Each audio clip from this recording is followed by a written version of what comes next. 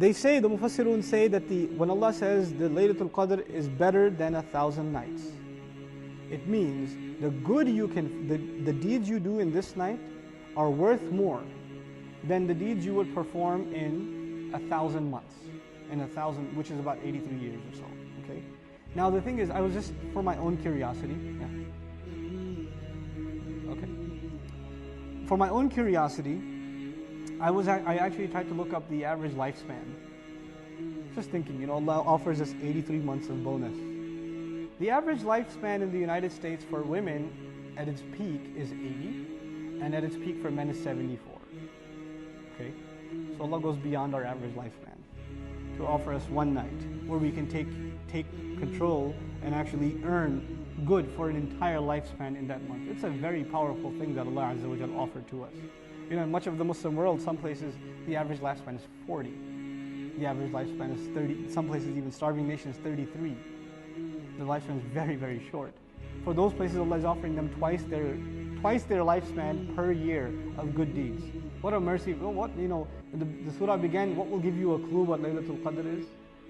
Something we could never even have earned. And this is where we find the hadith or the narration that's attributed to the Prophet ﷺ. رَأَى أَعْمَارَ أُمَّتِهِ قَصِيرًا. He saw that the age of the members of his ummah is short. فَخَافَ أَنْ لَا يَبْلُغُ مِنَ الْعَمَلِ مِثْلَ مَا بَلَغَ غَيْرَهُمْ فِي طُولِ الْعَمَرِ. He's Umar actually. He says, the messenger was afraid that his ummah's members are going to have short lives. They're going to not live that long. So he was afraid that the people who came before had much longer lives, and so they got a chance to earn even much more good deeds. So he had that fear, so Allah as a gift gives to him Laylatul Qadr. So they can catch up, the members of his ummah can catch up and be actually even ahead of all of the other nations, because imagine if one takes advantage of Laylatul Qadr every single year. Let's just say for 10 years, right? For 10 years. That's a good millennium that you've got in your favor. May Allah Azza wa Jal make us appreciate what this night is. Then others say this khayrun min alfi shahr, is that you can do more good, you can accomplish more good in this night than you would be able to in others, not just in terms of ibadah, but in reconciliation. Meaning the barakah of your deeds in this night is unlike any other. So a lot of ulama based on that said, if you have problems with your family, if you've been fighting with your wife, if you haven't talked to your brother in 10 years, when should you call them? When should you make it up? When should you say, oh, he's going to yell at me and hang up on me? No, take your chances which night? On Laylatul Qadr. Bury the hatchet, move on, reconcile family ties. The good that will come out of this night is unlike any other night. So take advantage of that, because Allah does use the word khayr. Khayrun min alfi shahr. Then He didn't even say ka alfi shahr, it is like 1,000 months. He said it's better. It's better. So what that tells us, and this is a few statements of the Arabs I should have stated all of you. وَقِيلْ أَرَادَ بِقَوْلِهِ أَلْفَ شَهْرٍ جَمِيعُ الدَّهْرِ. And it's said also among Mufassirun that by Allah saying 1,000 months, He means all time. لِأَنَّ الْعَرَبِ تَذْكُرُ أَلْفَ شَهْرٍ فِي كَثِيرٍ مِنَ الْأَشْيَاءِ عَلَى طَرِيقِ الْمُبَالَغَةِ. The Arabs used to mention 1,000 months in a lot of their statements as a means of hyperbole, meaning for all time. Like they'll say to somebody, I'm going to be your friend for 1,000 months. That doesn't mean that at the end of 1,000 months I'm no longer your friend. What that means is, in English literature we say, I'm going to be your buddy forever and ever and ever. That sort of talk, hyperbolized talk, their expression was 1,000 months.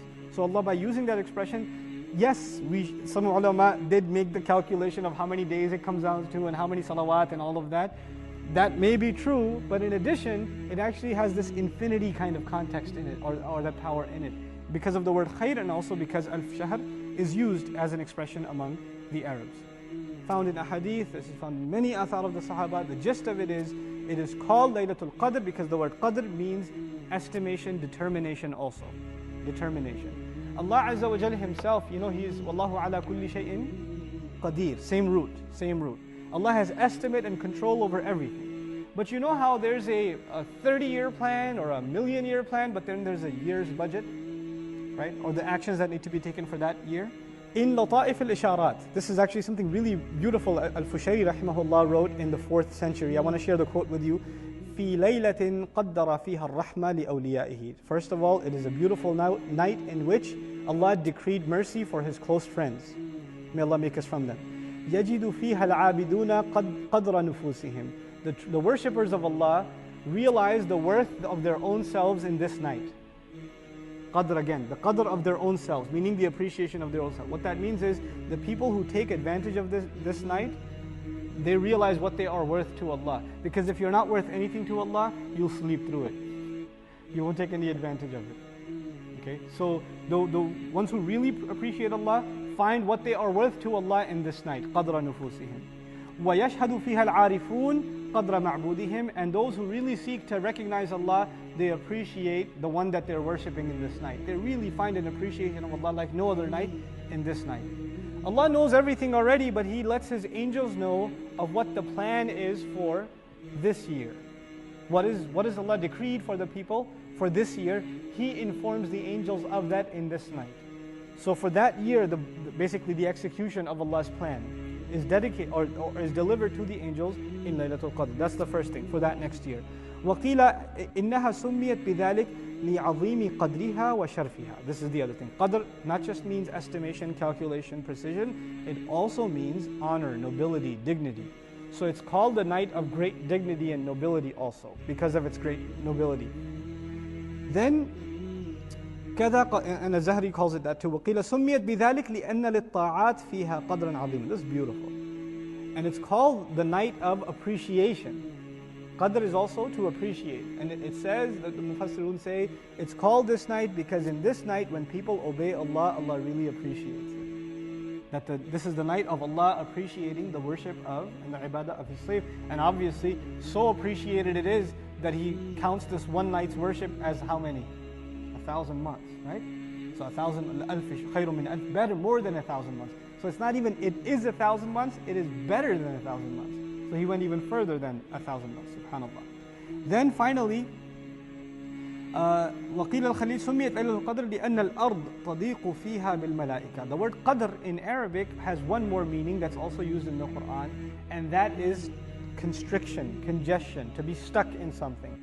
So Allah Azza wa Jal, for example, in Surah Al-Talaq, He says, وَمَنْ قُدِرَ عَلَيْهِ رِزْقُهُ. Whoever his provision became tight on him, meaning their budget became tight, right? We also read in Juz Amma before, وَأَمَّا إِذَا مَبْتَلَاهُ فَقَدَرَ عَلَيْهِ رِزْقُهُ.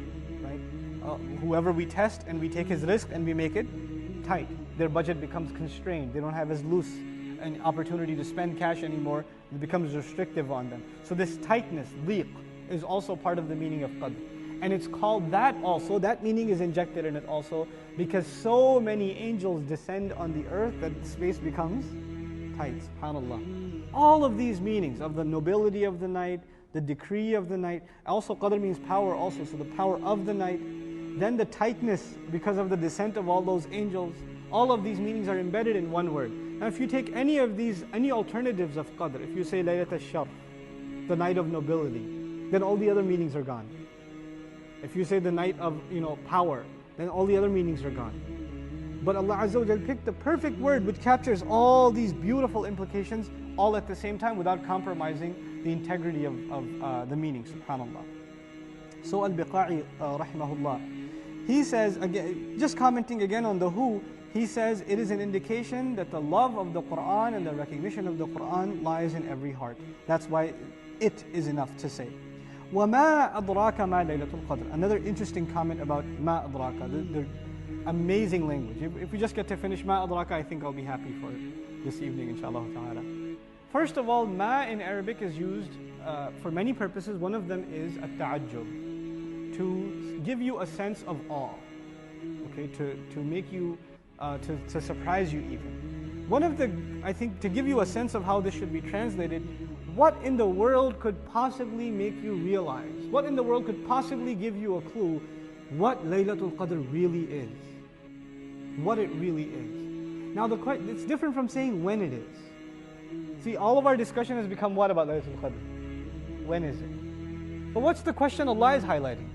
Not when is it, but what is it? What do you realize what amazing thing this is? What you have before you. This is mal al-ta'ajjub. This is one. With tafkhim also, to give it gravity. To you understand this is a very strong subject, very heavy thing. And so, to give us a clue of what makes this night so incredible, the rest of the surah actually answers this question, doesn't it?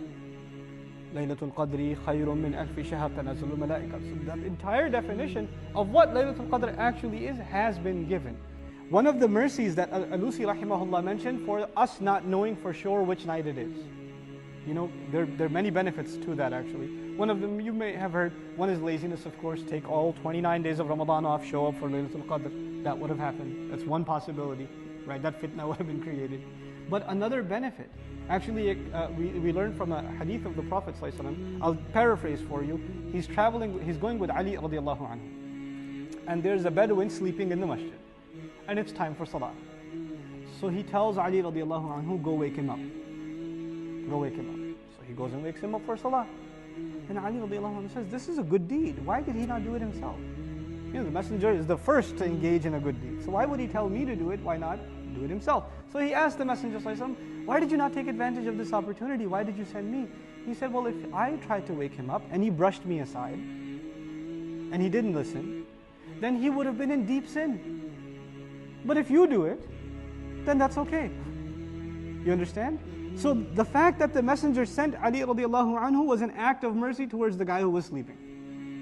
Because if the Messenger is waking you up, man, that's no joke. And you know, I'm sleepy right now. You don't even realize who you're talking to. What kind of trouble you land yourself into, right?